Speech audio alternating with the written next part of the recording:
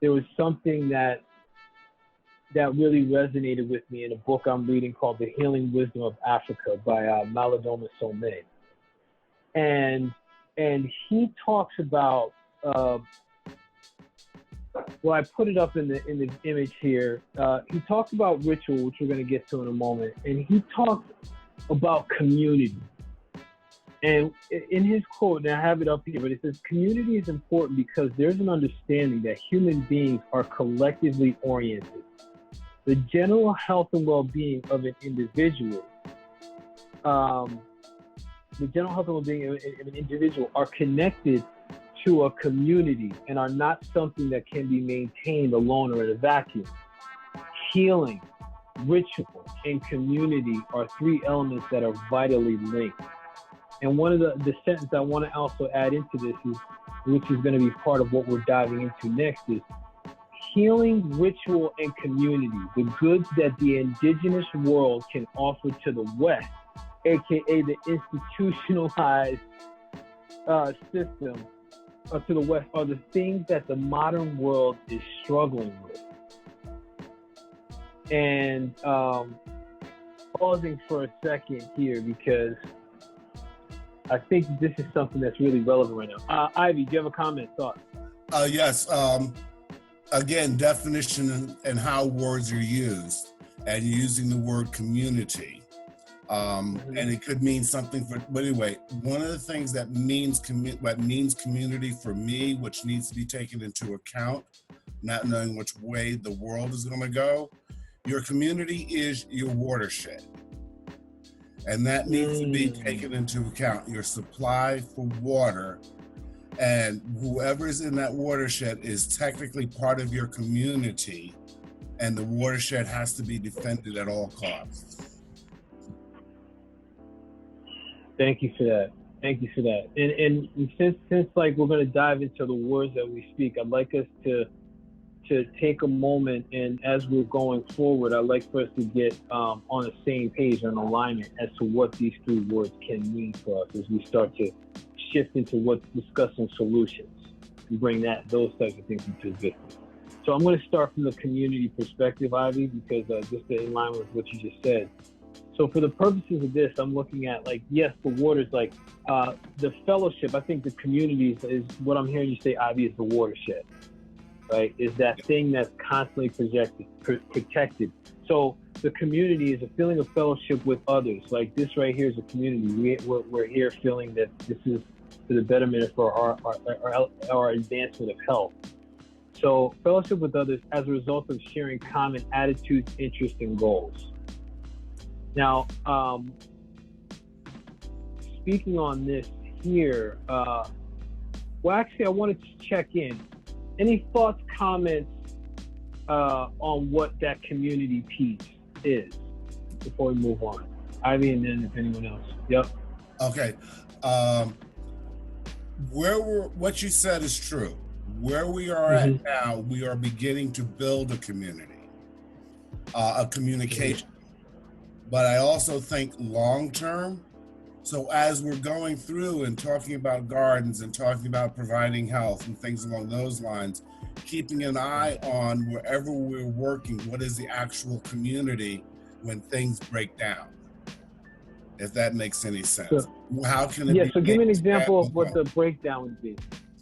Like what a breakdown could be. I mean, I'm talking apocalyptic type stuff. If there was no power, if there was no communication, if they turned off the internet and things along those lines, if the place got cut off. So as you're building it to be sustainable, whatever that word means, but building it to be sustainable, looking at, in an absolute truth, what is that?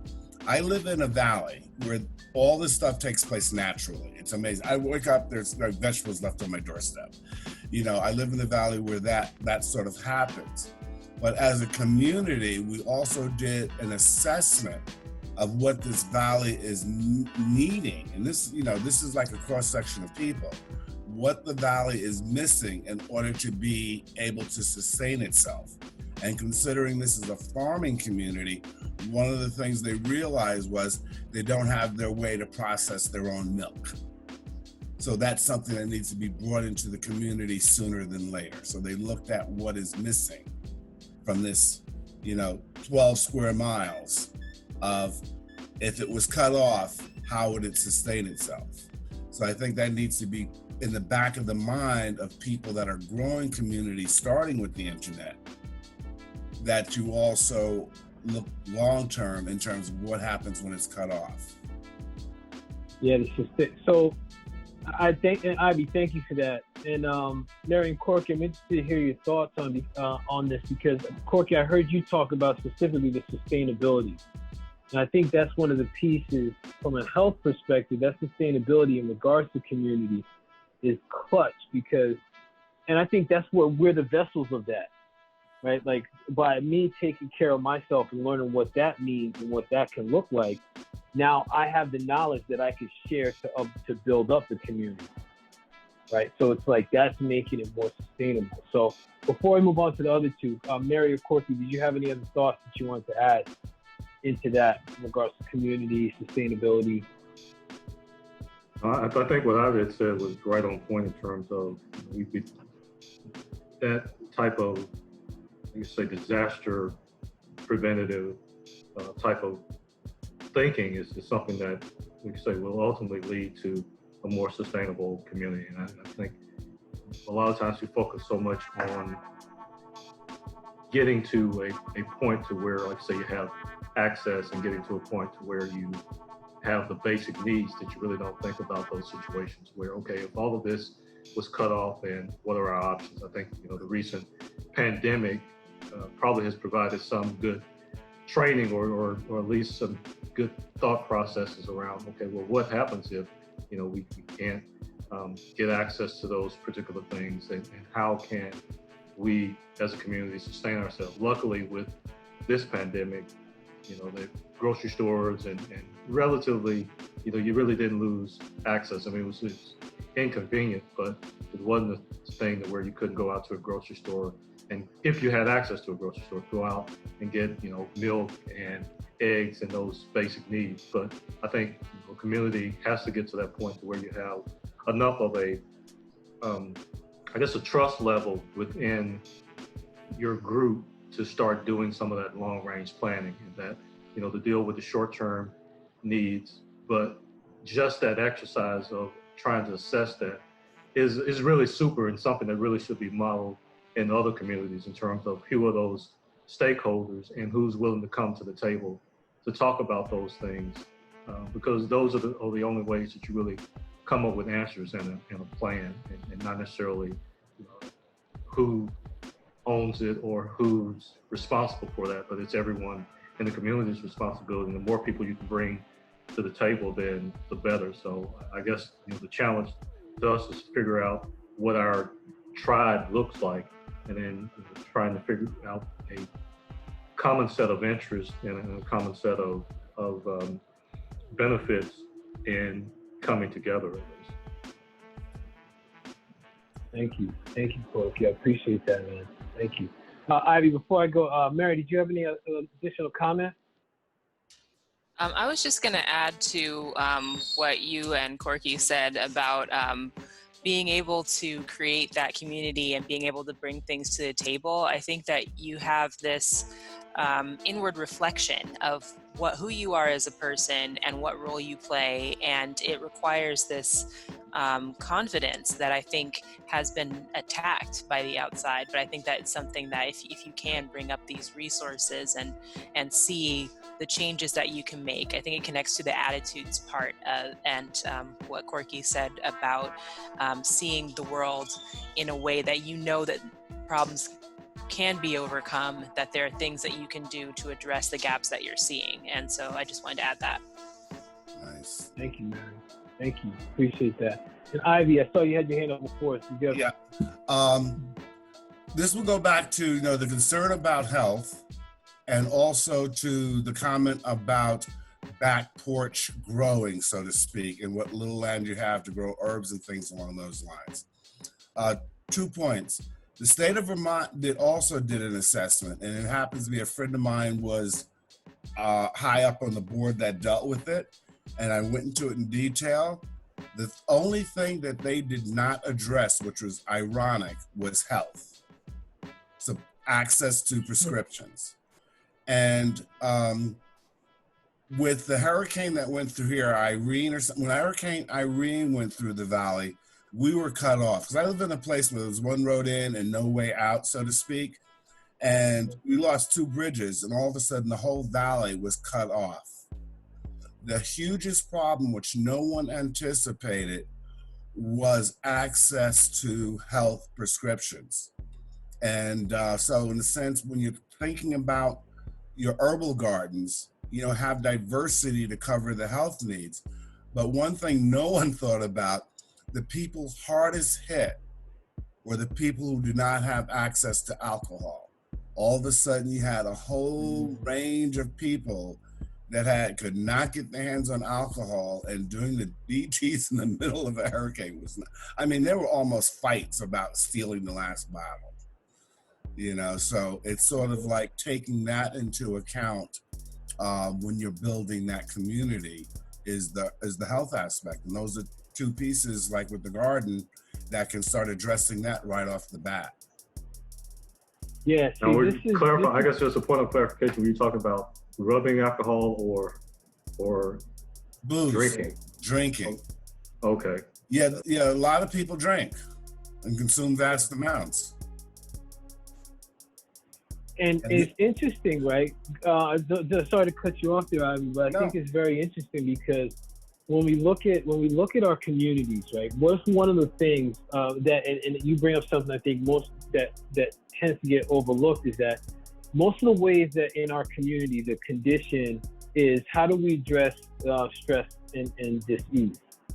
In most urban communities, it's drugs or alcohol, right? Whether it's weed or what have you, alcohol. And when things get hectic and rough, this is a thing that people are using outside devices for mental ease, to ease mental health issues or ease mental strain and stress. So when that gets broken down and people have no other way or no other knowledge of, listen, what are the ways that I address this? Now there becomes more dis-ease within the community, right? And I think this is what helps contribute to this piece that I've heard several times in this so far. Is about trust. Like, what are we doing? Like, if we're going to build community, what are the ways that I know that I could trust this person in the community to be able to, whether it's share knowledge, to contribute, to continue for the advancement of what we're doing as a collective. And I think that comes with the healing and the ritual, which is now, as I'm talking to this, I'm starting to understand what Malidoma Somé was really talking about here, was because, yes, the community is important. And the healing process, if each person in the community is healing, then what does that do in the community, right? It's the process of making it becoming sound and healthy again. If each person is doing their part to really dive into that, and then we tack into, or we bring into it, what's the ritual? So even, I'm doing my best to recall who mentioned this, but I think, Mary, it was you. How are we preparing food? In my culture, my parents are from Jamaica. So I remember when I was younger, my grandma used to make something called the tonic. And it was good for blood flow. It was Irish sea moss with nutmeg, and she makes some condensed milk in there. And that was a ritual that we had. And she would bless it up. She would bless up with this ginger root or something. There was a ritual to whatever she was doing.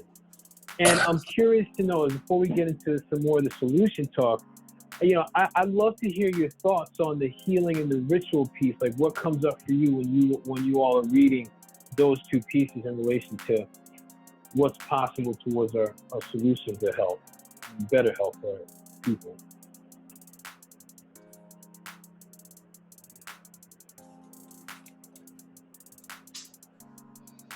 I feel like when I hear ritual, I think of something that has to be honored. And I think that we don't always bring in this honor into the way we prepare food, or things that we just are too busy sometimes to think about preparing food as something that requires energy, it requires intention. And even though I don't have very many ways in which I do this myself. When I'm preparing food, I do recognize it when it's available. And I would like to have more of this in my life when it comes to food, when it comes to thinking about handling stress, because I don't think we always make space for ritual in ways that matter and that serve us. I think that we tend to, I think it comes back to what someone said about being a bit critical of ideas, being suspicious of them, not having access to them because of what the Western world may think of them, when it's actually something that there's a reason that we have it. There's a reason that we prepare foods that way. There's a reason why we might pray or meditate the way we do. So when it comes to ritual, it's just something that I would like to know more about. It's something that I honor when I see it. I notice when it's there. Thank you, Mary. Thank you. Any other comments, thoughts? Yeah. Going when the Native Americans who almost totally lost all their rituals, I mean, there's a lot of ways of going about this. A ritual is what you create in actuality. You create it as a community. It becomes a common agreement. And that community can just be you and your food, you and your food, you and your housemate and the foods, or whoever's part of that food chain. And believe it or not, what the Native Americans did, there was one man who literally went into a 4-day meditation fast and channeled what the traditions were like. And he brought that back to the community. And that's a lot of what's being taught today. So I just want to point out that you do not have to look outside yourself for ritual. That in the sense of starting out with basic meditation or communication, it's with, okay, what are we going to do to set aside and make this special, make this different, to connect this with spirit? And a minor example or a small example is in reclaiming the Inuit culture. It was the grandson of an Episcopalian missionary that literally went and talked with the elders, and he ended up putting out a video called The Diet of Souls. And he was helping that culture reclaim what almost died off with the grandfathers and the grandmothers, the way they used to do it and why, as was stated, why they did it. And in the Diet of Souls, within the Inuit is, I do not eat fish. I'm actually eating the soul of the fish. So in a sense, I need to honor the soul or the spirit of the fish. And that's what I'm symbolically doing when I actually eat the flesh. And it's the same thing with how they did slaughtered animals or did on the hunt. They're looking and addressing the soul of the animal. And there were all sorts of things that came up out of that. So what I'm just pointing out is you do not have to go seek a ritual, but the ritual is already within you through the act of connecting with spirit, higher self, and meditation, and then agreement within your community and or group. You are empowered to create that. And with all matters of the spirit, there is always that piece to actually have a conversation with people. Don't let it just rattle around in your head. You know, that's one thing. Right. That's the community. Yeah, that's the community. You discuss it with other people, and it co-creates itself. You know, no matter what thoughts come to my mind, I usually try to find someone to verbalize it with, right? You know, and it sort of evolves on its own. And that's whether I'm creating something concrete like a business, and I do run a business, or something as, okay, what crystals am I going to use for this healing session? You know, that type of a thing.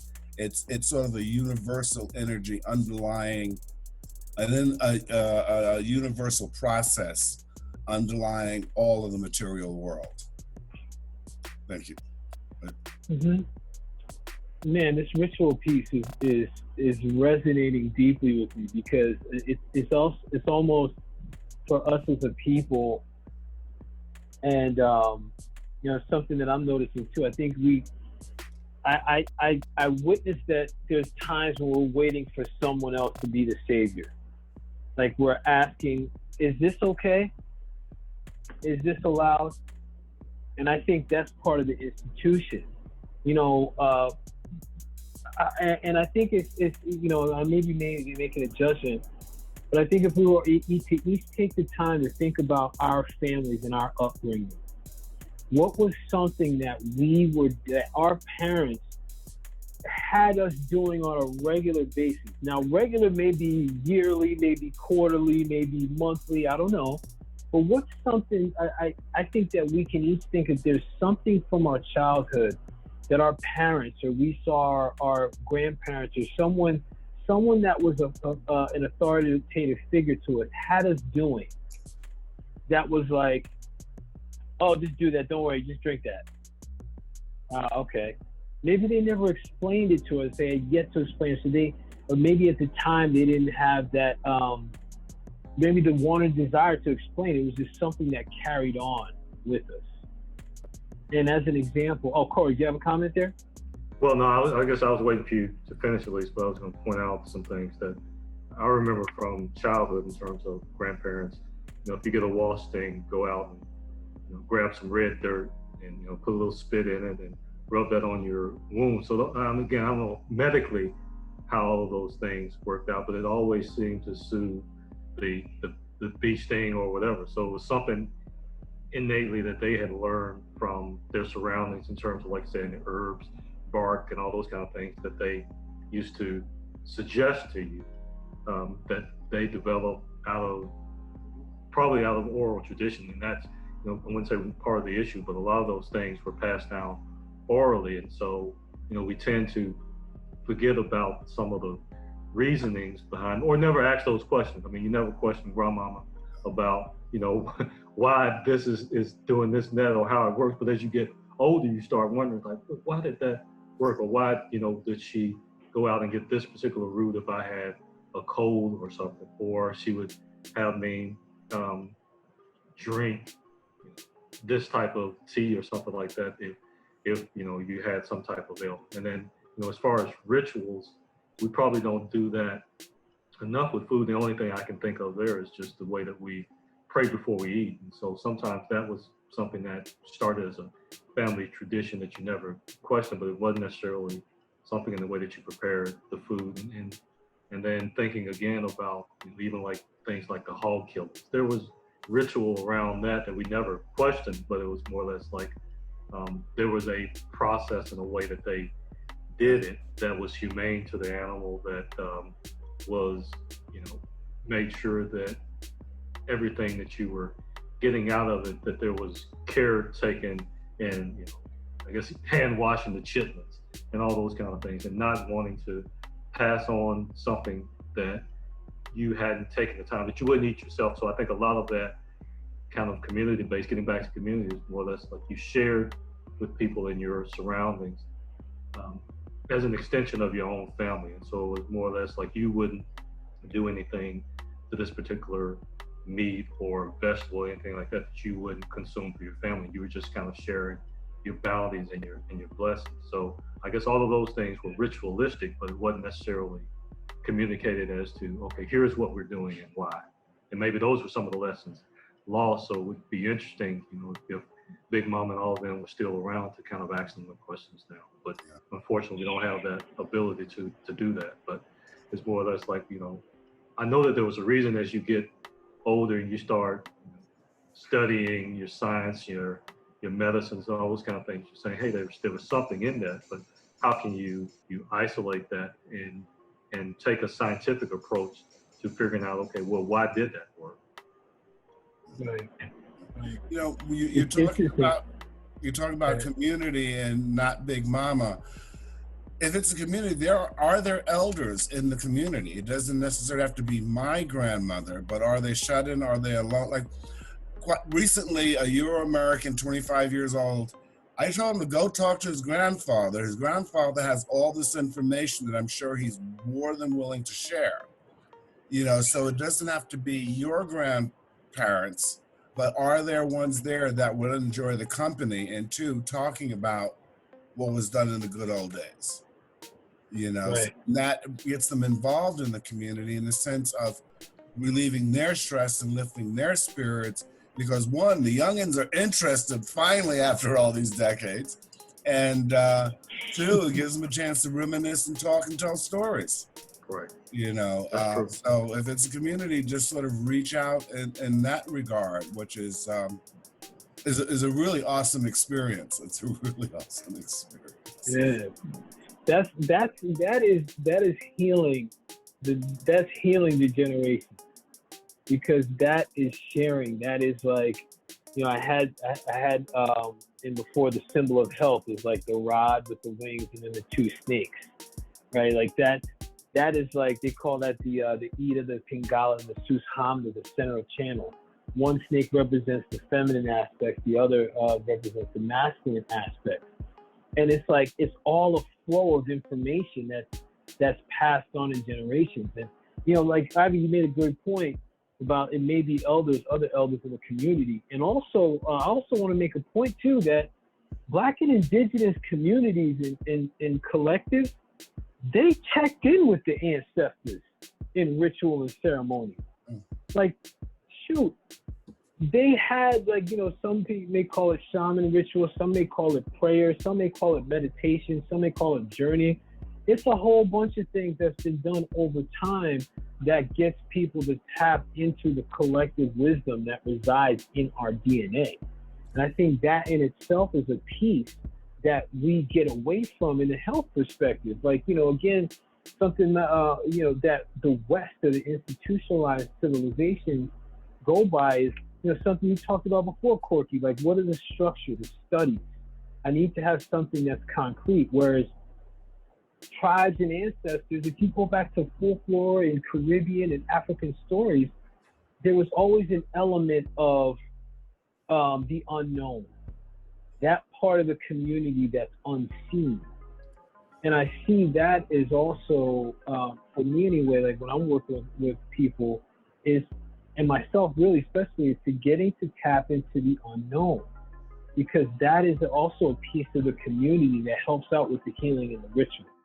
So I know we had, we're at 3:15 here. I know we got a little bit of time left, and I want to just check in with everybody here before we start to transition into the soul, into the solution, more the solution conversation. And one of the things that I'm going to invite us to do here is, you know, sometimes when I do these calls, I get a little restless at a certain point. So there's something called a Prithvi Mudra. And I'm not sure if everyone's familiar with the mudra. If you are not, a mudra is a hand position. And when we place our hands and fingers in different positions, it's said to activate different channels of energy, life force, prana. This one in particular is in relation to centering, okay? I like this one because this comes back to what's called the root energy center that's located at the base of our spine. This assists with centeredness, grounding, embodiment. Some of the benefits: it helps to reduce stress, blood pressure, helps with the digestive system, and also if you're having posture concerns, you can place your hands, thumb and ring finger on both hands. You can place palms up right on your lap, okay? So as we're going into that, I'm gonna ask, if you get edgy or like you're like, I gotta move, take care of yourself, get up, move around, or you can place your hands in this Prithvi Mudra. One of my favorites, and it's something, again, even if you get stressed outside of the call, this is part of that healing process. People would sit in circle with mudras or hands connected to feel energy flow and life force that vibrates throughout the community. So I invite you all, as we go into solutions, that's a tool for us there, okay?